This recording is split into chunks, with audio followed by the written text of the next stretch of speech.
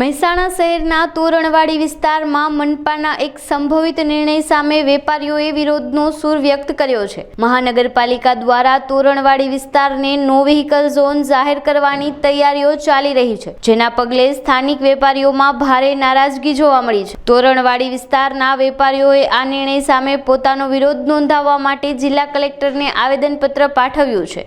વેપારીઓનું કહેવું છે કે તોરણવાડી વિસ્તાર મહેસાણા શહેરનો હાર્દ સમાન છે અને જો આ વિસ્તારમાં વાહનોની અવરજવર બંધ કરવામાં આવશે તો તેમના વેપાર ધંધા અને રોજગાર પડી ભાંગવાની શક્યતા છે।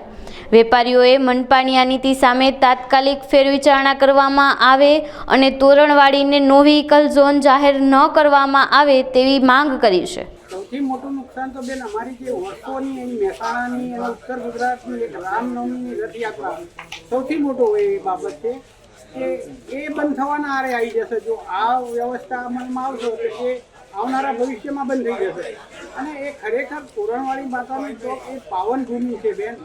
ત્યાંથી અમારી રામનવમી રથયાત્રા હોય કે તોરણવાડી માતાનો કોઈ પણ કાર્યક્રમ હોય કે મોહરમ હોય કે ઇસ્કોનની યાત્રા હોય, બધી ધાર્મિકતા સાથેની જોડાયેલી બાબતો છે બેન।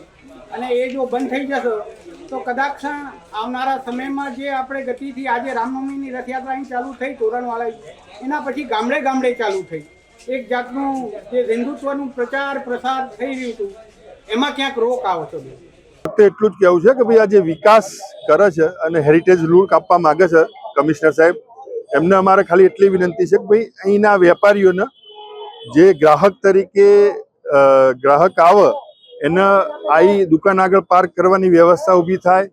અહીંથી જે 7 રોડ રસ્તા છે એના જે એક્સેસ બંધ કરી દીધા છે તો અહીં ટ્રાફિકની સમસ્યા વિકટ બની જાય અને અમે અહીં આગળ વેપારી તરીકે જે સાધન લઈને આવીએ એ અમારું ક્યાં પાર્ક કરીએ। કમસે કમ 2000 લોકો એવા છે કે રોજ સવારે તોરણી માતા ચોકના આજુબાજુના અંદર આવીએ છીએ અને પોતાનું સાધન ક્યાંક ને ક્યાંક પરાણે પાર્ક કરીએ છીએ।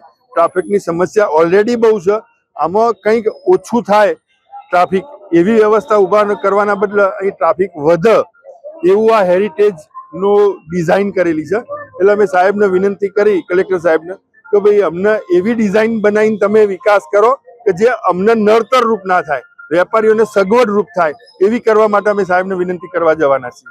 આભાર। એ બાબતે મારે મહાનગરપાલિકાના કમિશનર સાહેબને એવું કહેવું છે કે ભાઈ આ જે તે વખતે આ ગામનું જ્યારે આ ગામનું ડેવલપ થયું, આ ગામથળની જગ્યા છે, આ ગામથળ એ મહેસાણા ગામ ખાલી આ જ હતું અને આમાંથી ગાયકવાડ સરકારે જે તે વખતે સ્ટેશન રેલવે સ્ટેશનથી જે માણસો અવર જવર કરીને ઉતરતા એ ગામના એમનું રેસિડન્ટ અને કોમર્શિયલ એટલે બે વસ્તુ ધંધા અને રહેવાનું બે આ ગામમાં જ હતું।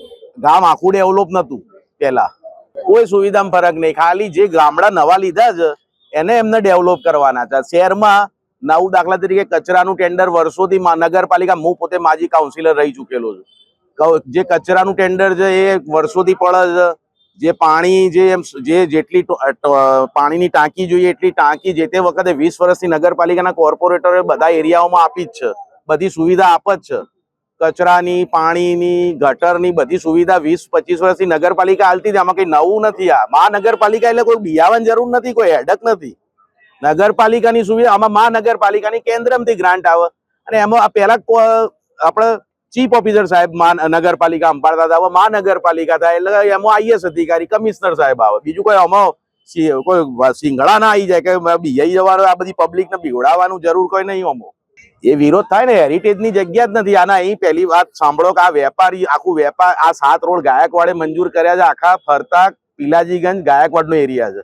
જે તે વખત ગાયકવાડ સરકાર હતી, પછી સરકાર અમલમાં આવી, બરોબર। આ 7 રોડ છે ને એ પબ્લિકને જવા આવવા માટે છે, આ હેરિટેજ રોડ જ નહીં પહેલા।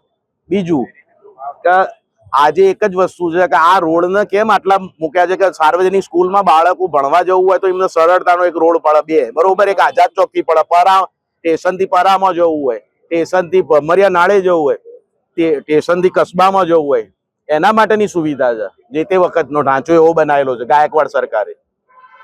હેરિટેજ બનાવે તો ગાયકવાડનો મહેલ બનાવો ને, એમના મહેલ એમનો કોર્ટ છે જે કોર્ટ રૂમ એ આગળ ત્યાં શણગારો ને, એમ